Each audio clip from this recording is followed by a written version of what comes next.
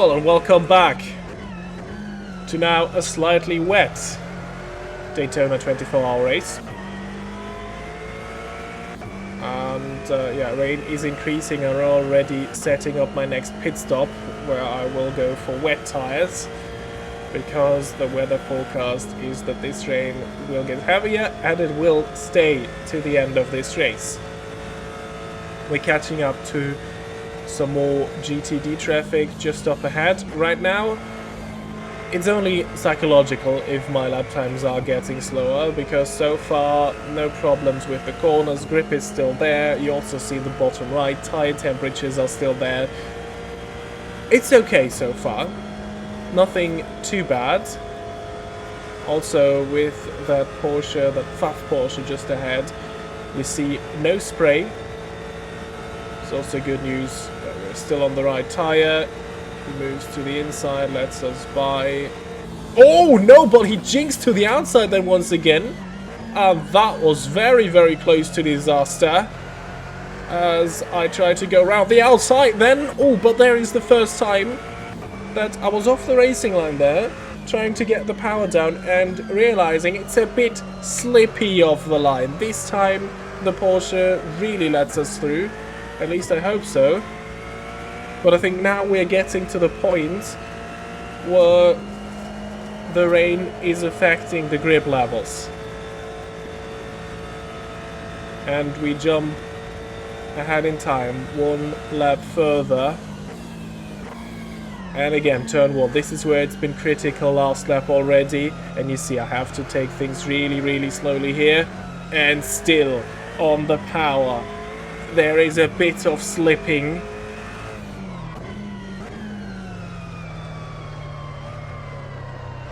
And the rain is now getting much heavier.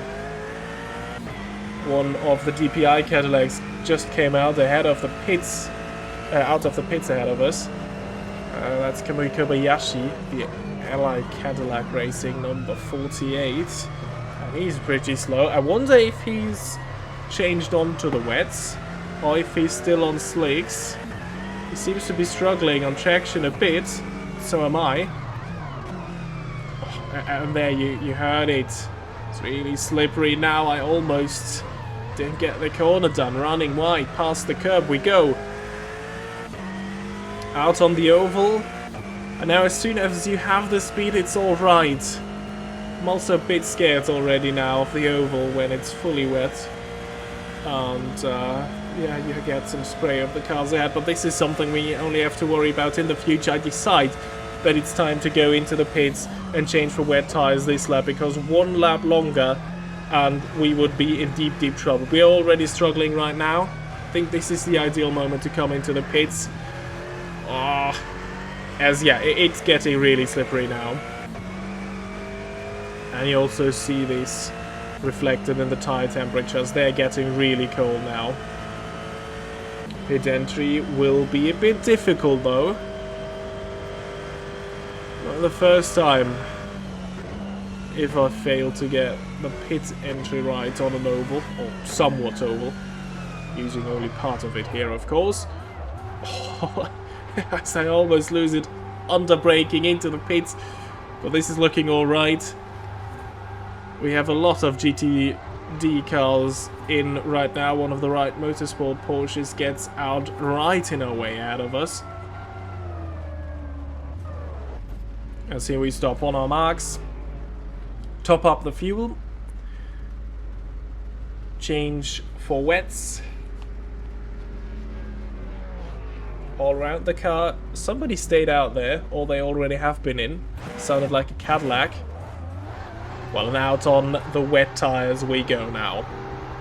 So this race has gotten a lot more difficult right now. We're still in the lead, and our opposition in class is not too close. So we're still in a comfortable lead, but yeah, things can change quite quickly. Our pace in the dry was really good once we were released and didn't have to tow the others around the circuit. But let's see how we do in the rain. As we brake for the hairpin, and I brake too late, slip off the road and just avoid to stay out of the tire wall there. Oh, that is an issue. And I think this is now something that is really, really difficult because we've been racing for over an hour on this track. You learn your braking points, your reference points, where to brake. I was driving this track quite automatically now, these earlier laps. And now you have to forget all about this. Forget all of the reference points, all of the braking points, all of the turn-ins you had before, because you now have to learn this track anew as it's getting wet in the middle of a race after 1 hour of constantly driving the same way.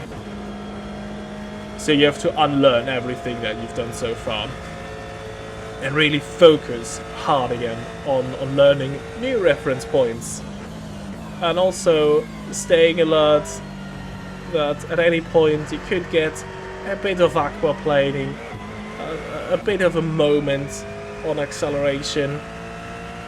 So this race now got a lot harder. And also rain in the middle of the night. I think this is something I've never experienced in IMSA 2 before. So let's see how we did. A bit of a preview here. I don't know if it's a preview, but of course I practiced for this race, as I always do. And yeah, not a single time I did not crash at some point during the rainy night, because I practiced under these conditions as well. And yeah, I think my best finish was 7th in class during my practice races, and I think that is only because someone else retired behind me. But so far we were still doing well. We're still in the lead of that race, at least in our class. But now something that I have been dreading: traffic in the night with a lot of spray. And that window of that car is already quite small as it is. So visibility, really an issue. And it's like double traffic. We have a DPI car in our neck, we're getting some blue flags, but 2 GTD cars just ahead of us. This may be very interesting and very stressful. Now here goes... Oh! The DPI car out the inside. We have... the DPI car on the outside. We make it through though, so this is going well. A lot of light now illuminating the inside of our car from the DPI behind. But I think this one worked quite the charm, at least so far, as we see the next batch of cars just up the road already.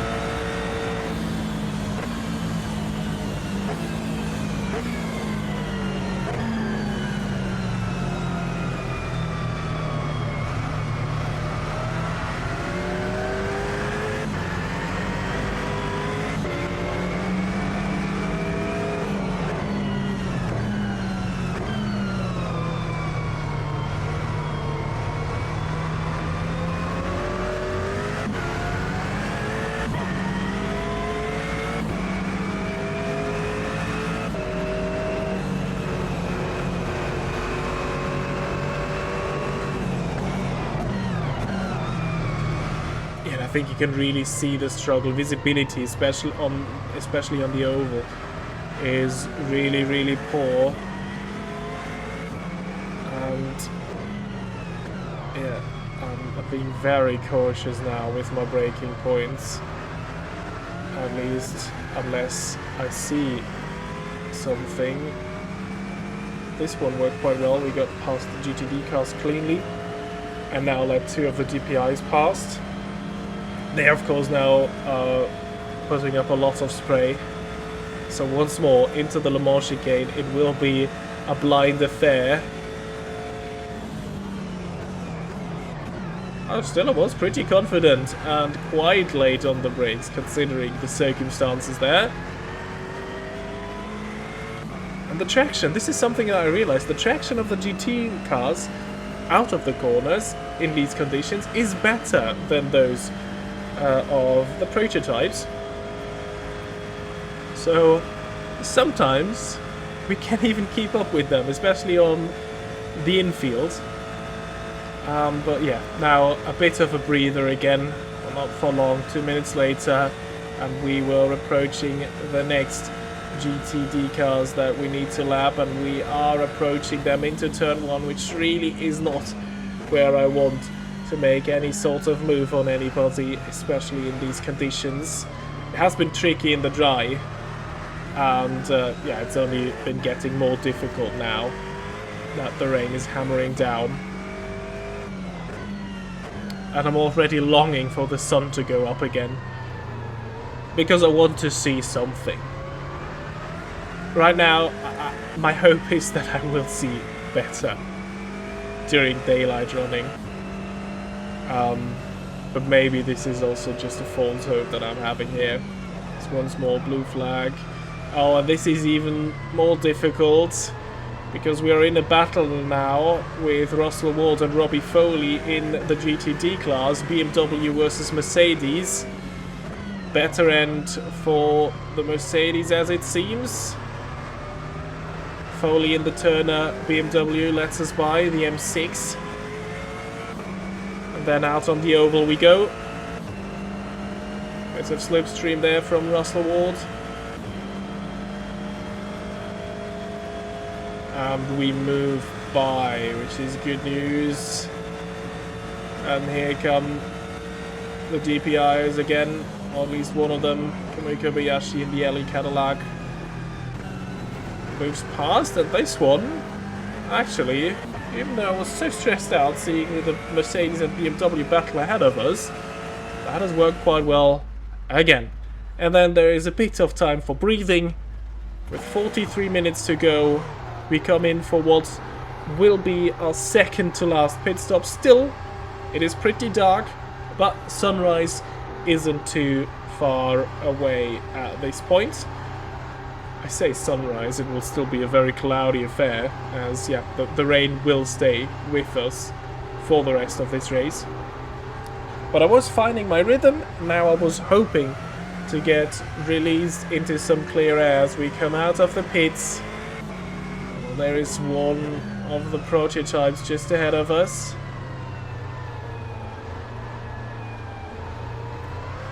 Which is very slow. Again, on traction.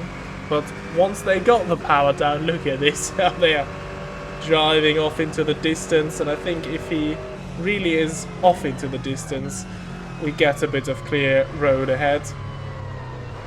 So, yeah, I think we should be fine. Still, no competition from anywhere. I was a bit worried about that car that managed to stay out one lap longer in the first stint, then 2 laps longer, logically, on the second stint. So this could have been an issue at some point, but I think the rain and the stop for wet tires has neutralized this. So we are well, and we should be on for a good race, probably even the race win, if we don't make any mistakes right now. And we jump ahead in time, just over half an hour to go, and sun has started to rise, or at least, well, we're back to daylight running, very early morning hours. And yeah, what about that visibility thing, a better visibility that I was hoping for? I don't really see that right now. The sun's pretty low, so it's gotten worse actually. The floodlights were doing a good job around the circuit. But once more you can see traffic behind, traffic ahead. Let's see how I deal with this time.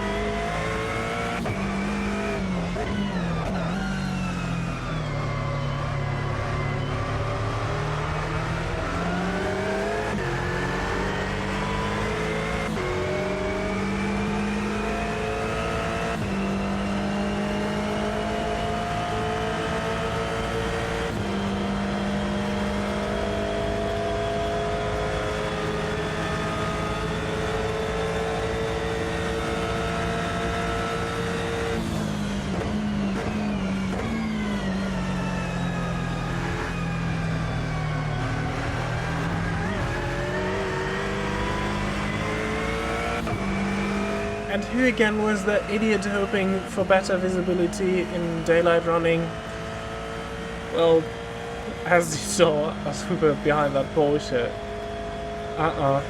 no better visibility. It's just the same as it was during the night, but the time was beginning to run out in a very positive way. And still, we were keeping it on the island, we were keeping it clean. Pace was still good. We just had to navigate traffic. And yeah, not get scared by not seeing anything. Look at this. Through the tiny windshield ahead of us, we saw absolutely nothing there.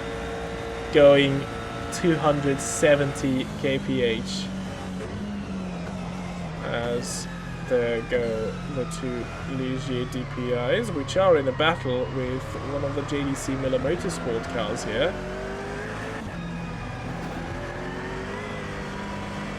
No, actually I think they're lapping them. Sorry for spreading false information there. Oh, now they're getting a bit caught up in traffic with the GTDs up ahead. Kenny Habul in the Sun Energy 1 Mercedes, number 75. Kenny Habul, also an old acquaintance from our IMSA 2024 season. He was also in a Sun Energy 1 Mercedes. Back then, though, it was orange. 2019, still using a blue car. With the flames on the back and on the hood. As he's becoming a bit of a pain for me to lap. Once again, blind flight on towards the oval, approaching the Le Mans chicane. We go past Habul, but then there's one of the Nissans just ahead as well. Is it a Nissan? It's really difficult to tell. I think it is, yes. As, oh, very late on the brakes into the Le Mans chicane. We cut through the grass twice. Don't get the corner done correctly, but we didn't spin on the grass, which is good. We gained... Did we gain a bit of an advantage? Well, I don't know. But definitely... we stayed on the track. We stayed on... No, we didn't stay on the track, but we stayed in the race. As once more... Whoa, the Turner BMW moving down on us there. As if we were not there. Now he's in our slipstream trying to get past his opponent in class. We're approaching one of the Mercedes from P1 Motorsports there. Into turn 1. And look at that on the inside. There was one of the Corvettes. That was Antonio Garcia. We're lapping one of the other GTLM cars. It's only momentarily because we will have to come into the pits quite soon as well. For the final time. It won't be the longest of pit stops. As you can see, 17 minutes and 50 seconds remaining. Then, 6 minutes later, it was time for a pit stop. We leave the pits for the final time. Another fresh set of wet tires. I was very conservative with the fuel because we can allow ourselves to be conservative and to absolutely make sure we finish this race on that fuel load. And now just ahead of us is a car that is in the same class as we are, but we're not battling it for position. We are actually lapping him. John Edwards in the BMW. Oh, there is another double waved yellow flag. This could of course also be an issue all the time, as cars are still spinning out and causing some trouble here and there in these conditions. But I think that must have been for something behind us. Didn't see anything that was justifying a double waved yellow. But past Edwards we went, and then well, pretty much nothing happened in these last 10 minutes of the race. 20 seconds now to go. We come across the line once more. We're lapping Oliver Gavin in the number 4 Corvette, who was very slow there. Is he saving fuel to make it to the end? Time's up now, which means this here will be the last lap of our race.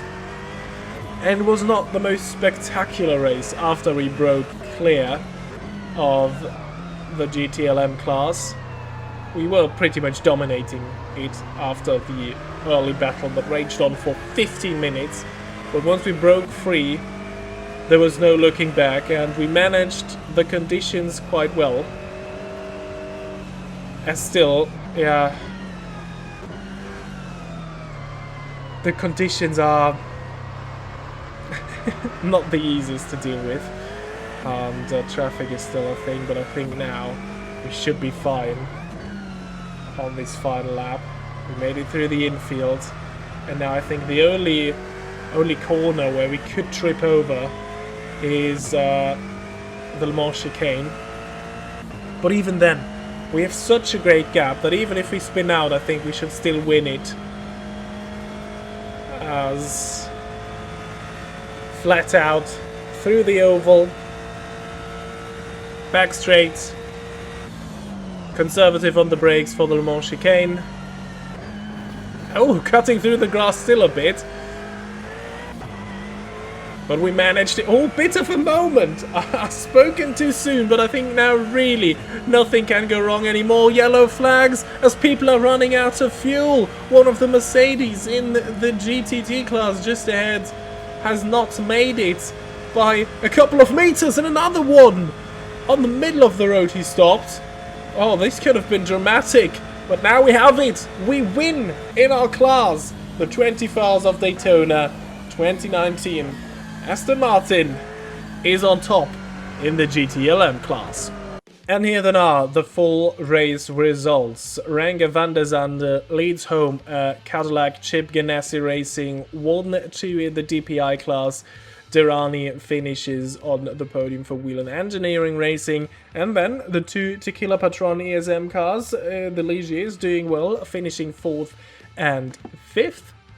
And then winner in the LMP2 class is Ben Hanley for Dragon Speed, followed by Brown and Allen on the podium. The best placed Ligier here is in 4th, with Paul Di Resta for United Autosport. And then here we have the GTLM cars on the second page. We win ahead of Antonio Garcia, who finishes 2nd. Ross Gunn completes the podium, so both Aston Martins in the top 3. The Porsches dropped back later on in the rain. They were battling the Corvettes the beginning of the race quite heavily, but then they dropped back, and the BMW, yeah, no chance for them to have anything to do with the other manufacturers. And then in the GTD class, it was a great day for Porsche, as it's a 1, 2, 3 in GTD. Morad for Allegra Motorsports from the two Wright Motorsports cars, and then very good result for McLaren, finishing 4th. Disappointing race for Mercedes. They all were struggling on fuel. Same thing was true for the Audis, which is why they are a bit further behind than the others. The only DNF, and this is quite fitting actually, is Pastor Maldonado in the 2nd Dragon Speed car. So he's the only retirement today. Happened quite early on. I think you saw his bumper lying in the Le Mans chicane in the first part. So yeah, that's been the full race result for this race here today. And then let's look at the championship standings, but we can make this quite quickly, as yeah, of course they are the same as they were with the in-class results. Point system you see here, it's a different one than in 2024. A bit easier to keep the overview, not these ridiculous numbers where you got, I think, 200 or 190 for a race win. These are more reasonable numbers we have here. DPI, of course, 1-2 for Cadillac Chip Ganassi Racing. Then LMP2, Ben Henley from Brown and Aylan. We already know that from the race results. And then, of course, here is GTLM. Same thing here. We're in the championship lead, but it's still early days. We have 8 more races to come. And then here in GTD, with the most manufacturers also. A Porsche, 1, 2, 3. And that has been it with a 24-hour race of Daytona in 2020. No, not 2020. 2019. I'm sorry, I've got these years completely confused today. The next race will be the 12 hours of Sebring, so subscribe to not miss that. Leave a like if you did enjoy today's video, and I hope to see you all the next time. Until then, goodbye.